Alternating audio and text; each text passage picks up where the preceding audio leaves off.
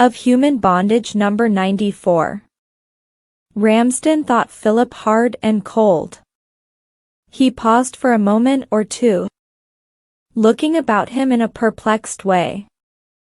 Harry wishes to God he'd never had anything to do with the woman. Does he? Asked Philip. He spoke with an indifference which he was satisfied with. No one could have guessed how violently his heart was beating. He waited impatiently for Ramsden to go on. I suppose you've quite got over it now, haven't you? Said Philip. Quite. Little by little he discovered the history of Mildred's relations with Griffiths. He listened with a smile on his lips, feigning an equanimity which quite deceived the dull-witted boy who talked to him. The weekend she spent with Griffiths at Oxford inflamed rather than extinguished her sudden passion. And when Griffiths went home, with a feeling that was unexpected in her, she determined to stay in Oxford by herself for a couple of days, because she had been so happy in it. She felt that nothing could induce her to go back to Philip. He revolted her. Griffiths was taken aback at the fire he had aroused, for he had found his 2 days with her in the country somewhat tedious, and he had no desire to turn an amusing episode into a tiresome affair. She made him promise to write to her, and, being an honest, decent fellow, with natural politeness and a desire to make himself pleasant to everybody, when he got home he wrote her a long and charming letter. She answered it with reams of passion, clumsy, for she had no gift of expression.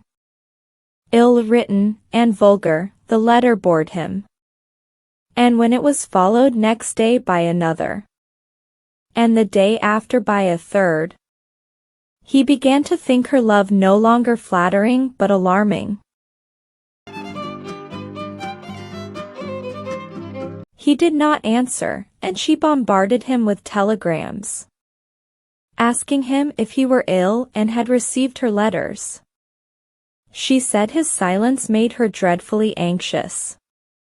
He was forced to write, but he sought to make his reply as casual as was possible without being offensive. He begged her not to wire, since it was difficult to explain telegrams to his mother, an old-fashioned person for whom a telegram was still an event to excite tremor. She answered by return of post that she must see him, and announced her intention to pawn things. She had the dressing-case which Philip had given her as a wedding present and could raise £8 on that, in order to come up and stay at the market town 4 miles from which was the village in which his father practiced. This frightened Griffiths, and he, this time, made use of the telegraph wires to tell her that she must do nothing of the kind. He promised to let her know the moment he came up to London, and, when he did, found that she had already been asking for him at the hospital at which he had an appointment.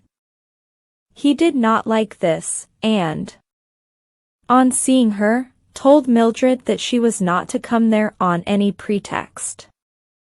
And now, after an absence of 3 weeks, he found that she bored him quite decidedly.